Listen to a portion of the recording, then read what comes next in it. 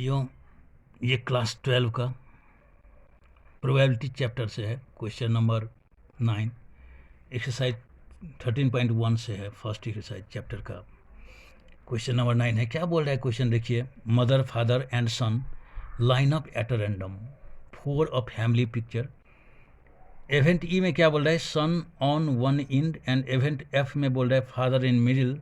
Find P E slash F E dash F और probability of E when F is given. ऐसा meaning है भाइयों। तो सबसे पहले क्या करते हैं, सिंपल स्पेस बनाते हैं भाइयों। सिंपल स्पेस क्या क्या होगा, number of simple space.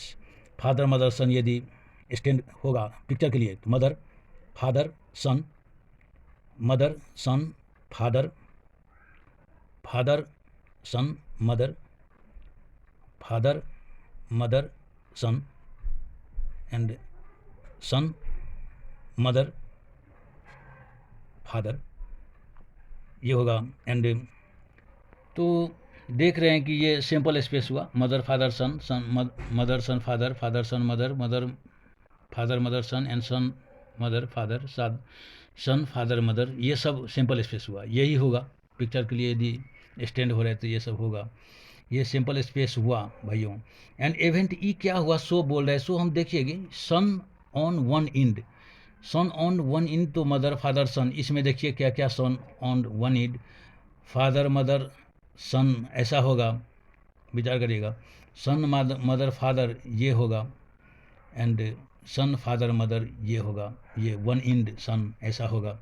And number of F equal to, अब क्या होगा, फादर इन मिडिल, तो we need an intersection F. Intersection क्या होगा इसमें देखेंगे, ये दोनों इंटरसेक्शन होगा। ये दोनों बात में जो इंटरसेक्शन है ये दोनों है, हम लिख दिए। तो अब देखिए भाइयों कि हमको क्या करना है। सो देखिए हमको पी ई डैश एफ निकालना है। Probability of E when F is given ऐसा है।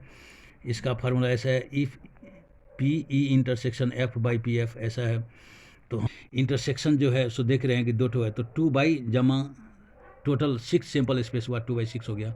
एंड पी एफ माने देख रहे हैं भाइयों, प्रोबेबिलिटी ऑफ एफ माने 2/6 ये हुआ। तो ये मिल करके क्या हो गया भाइयों, 1 हो गया।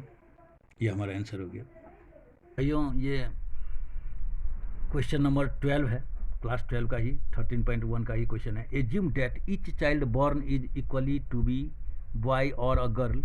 If a family has 2 children, what is the conditional probability that the both are girl, given that the youngest is a girl. And second में है at least one is a girl. 2 question है इसमें। तो सबसे पहले क्या बोल रहा है कि each child born is equally to be boy और गर्ल। दो ठो कोई फैमिली में चाइल्ड बॉर्न हुआ जिसमें बॉय का एंड गर्ल का दोनों का बॉर्न होने का चांस जो है सो इक्वली है। सो बोल रहा है इक्वल है। तो क्या क्या होगा, फर्स्ट में बॉयज भी हो सकता है, सेकंड में गर्ल भी हो सकता है। फर्स्ट में बॉयज तब फिर बॉयज भी हो सकता है, फर्स्ट में गर्ल तब बॉयज भी हो सकता है भाइयों, या दोनों गर्ल हो सकता है, दो ठो चाइल्ड, यही सब होगा। इसको हम क्या बोलते हैं, सिंपल स्पेस बोलते हैं। ये बात का ये सिंपल स्पेस हुआ। अब देखिए नंबर 1 में हमको क्या बोल रहे हैं, what is the conditional probability that both are girl, given that ये है हमको। तो बोथ आर गर्ल के लिए विचार करिएगा, सिंपल स्पेस तो हो ही गया नंबर 1 के लिए।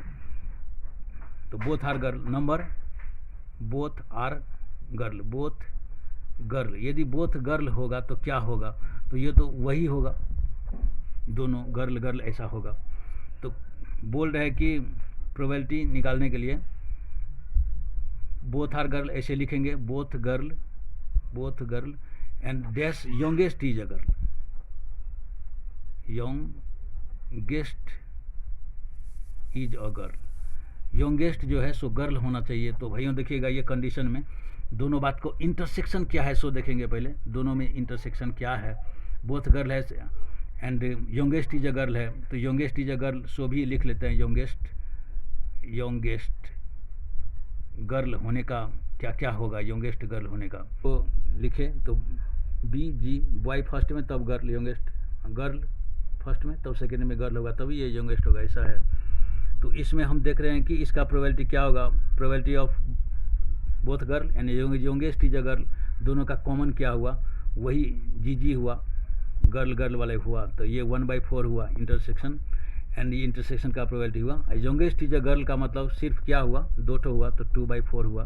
भाइयों देख रहे हैं इसका फेवर में ये है, तो ये 1/2 हो गया, ये एक आंसर हो गया भाइयों। एंड दूसरा नंबर में क्या बोल रहे हैं भाइयों, सो देखिएगा, एटलीस्ट 1 इज अ गर्ल, विचार करिएगा। तो एटलीस्ट 1 गर्ल माने क्या क्या होगा सो खोजने हैं। तो boy girl, girl boy, and दोनों गर्ल, एटलीस्ट 1 गर्ल माने ये दोनों भी हो सकता है। तो भाइयों विचार करिएगा, तो हमारा क्या है, बोथ गर्ल, ये हमारा प्रोबेबिलिटी है। And given that at least 1 girl होना चाहिए, बोल रहे हैं हमारा गिवन दैट है ये कंडीशन में।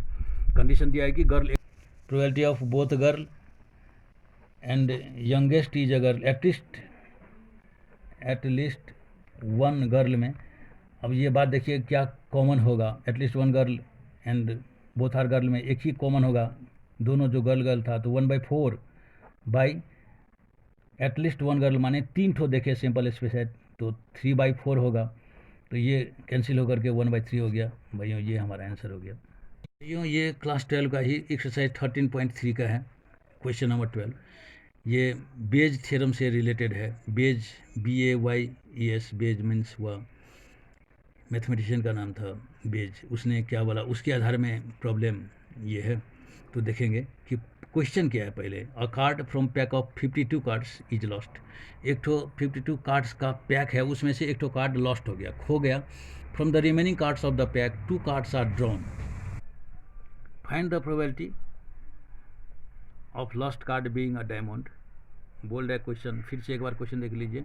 अ card from a pack of 52 cards is lost, from the remaining cards, एक तो कार्ड खो गया, उसमें जो बाकी जो रहा उसमें से 2 कार्ड कोई ताना ड्रॉ किया, तो क्या पाया कि दोनों डायमंड है, फाउंड टू बी डायमंड। तो find the probability of lost card being a diamond, ये बोल रहे हैं 2 कार्ड निकाला, तो दोनों कार्ड पाया, क्या पाया कि डायमंड है। तो लॉस्ट कार्ड डायमंड होने का संभावना क्या होगा, ये आपको निकालने बोल रहे हैं। तो विचार करिएगा, ये क्वेश्चन जो बोल रहा है उसके आधार में डायमंड लॉस्ट हुआ, तो डायमंड लॉस्ट होने का संभावना क्या होगा। डायमंड होता कितना है, 13 होता है डायमंड, टोटल 52, तो डायमंड लॉस्ट होने का 1/4 है प्रोबेबिलिटी हुआ। डायमंड लॉस्ट नहीं होने का, दूसरी चीज़ लॉस्ट होगा, नॉन डायमंड लॉस्ट होने का संभावना, एक ठो जो कार्ड है वो कुछ भी हो सकता है, डायमंड नहीं भी हो सकता है। तो डायमंड नहीं होने वाला संभावना वही बाकी जो रहा 39/52, वही बात है भाई वो 3 से, तो ये क्या हो गया 3/4। वैसे भी आप कर सकते थे 1 - 1/4, तो बाकी 3/4 रहेगा। अब देखिए इसमें कैसे लिखना है, सो देखिए both found to be diamond वाला, बोथ डायमंड यहाँ लिखेंगे डैश एक बार। जब डायमंड लॉस्ट हुआ, 2 कंडीशन है, प्रोबेबिलिटी ऑफ बोथ डायमंड, ये तो दिया ही है, found to be both diamond लिखना ही है।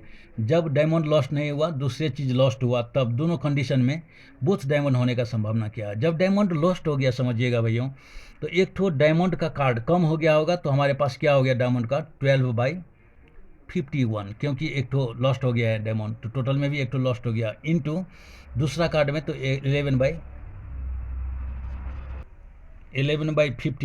देखिए जब बोथ डायमंड का प्रोबेबिलिटी क्या होगा, जब डायमंड लॉस्ट नहीं हुआ, दूसरी चीज़ लॉस्ट हुआ होगा, तो डायमंड तो टोटल होगा ही भाइयों, 13/51 हुआ, दूसरी चीज़ लॉस्ट हुआ, इसीलिए एक तो कम तो हुआ ही, इंटू 12/50 हुआ।